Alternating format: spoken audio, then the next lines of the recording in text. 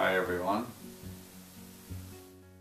The last time that we spoke, we talked about the numbers 4 through 8 in Samoan and related as to how they pertain to cycles and for prophecy purposes. And so today we'll look at the next set of 4, which is going to be 9 through 12. And recall that we mentioned in our previous talks that the conditions, the first 4 conditions, 1 through 4, represented the cosmos, an essential unit, a very important unit in creation, because everything that happens has can be divided into 4 phases. And you have sub-phases within those phases, each of which can be broken down into 4 phases. But of course there's we might call a law of diminishing returns, that when you keep going down into detail like that, the effect of it becomes minimal. And so it becomes insignificant to the point of, where's the cutoff? We know from Oahspe about 400-year cycles, for example, and 100-year cycles is 1/4. There's 4 of those cycles in a 400-year cycle, and so they have some importance individually as 100-year cycles, but also as part of a 400-year cycle. And we'll probably talk about that in a later talk. For now, we recall that we talked about the first 4. The first condition altogether is the foundation, number 1. Now, when we're talking about sets of numbers, so we're talking about a set of 4. And this set of 4 itself, the first set of 4, represents like a foundation of the cosmos, we might say, since we're dealing with 4.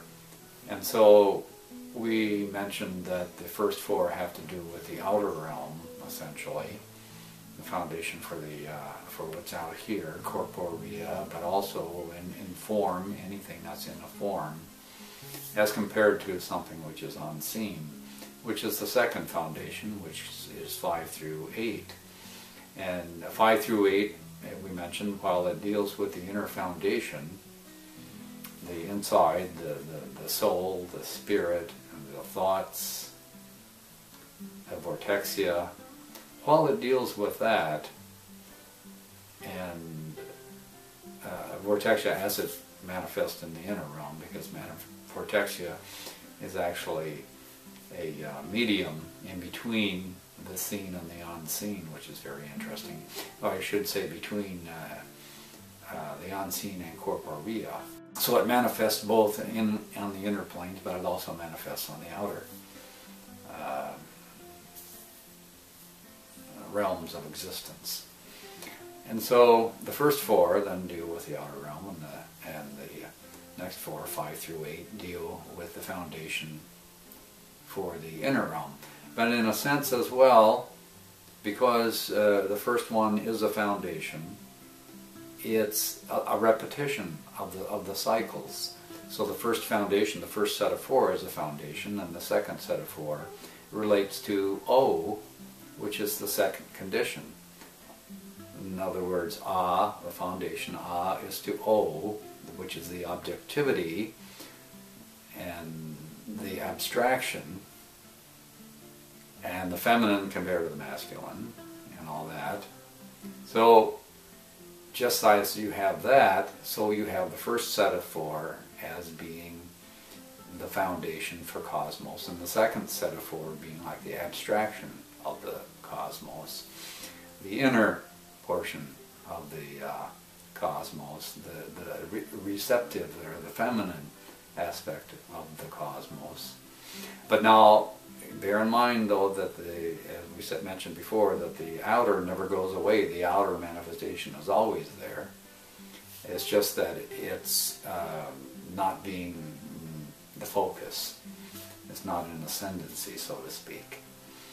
And so when we look at the third set of 4, which is coming up, which is 9 through 12, then we can understand from our study of cycles and Samoin that this third set of the cosmos has to do with synthesis, even as Esk, the third symbol overall, in the rudiments, in the foundation, Esk is to O is to Ah, as the third set of 4 cycles is to the second set of 4 cycles is to the first set of 4 cycles. So that 9 through 12 deal with the cosmos, the synthesis of the inner and outer cosmos. Now we mentioned before that number 6, Hoi, which was the cross with the circle, that was represented the ideal, and it was the first instance of the inner and outer foundations in conjunction or in union, so to speak. However, the emphasis on that time was on the inner foundation, because it was the second set, and it's dealing with the inner aspect of it. And in reality, out here, this is what happens during the 6th cycle. It's the ideals that are important, that loom important. When we get to number 9 then, which is the first of the third set, we'll notice that it has a circle, and it has the true cross within it, and it has the leaf of life.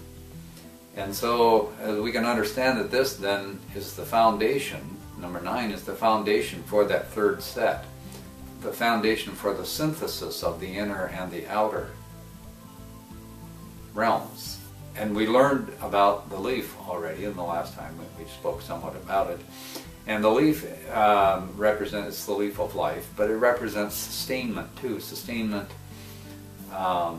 in the case of number 8, which is where we first encountered it, the sustainment of unity, of harmony, the sustainment of integrity and orderliness and so forth. And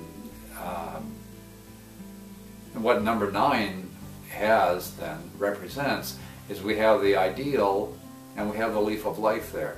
And essentially that means that number 9 is the sustaining of the ideal, the sustaining of the good, essentially. Because in one sense we can call this the good, and after the drift to the extreme, and then you get the collapse, which is number 7, which we spoke about, which followed number 6, and you have that collapse. We can think of that as evil, if we'd like to, because when Samoin was given to early man, as we mentioned in our earlier talks, they were given this reality, this explanation of the universe, which we know as Samoin, according to their understanding of what's out there, what they could experience, and also in relationship to mortals' reaction, the typical reaction to these sentiments, to these conditions, to these entities, soul forms,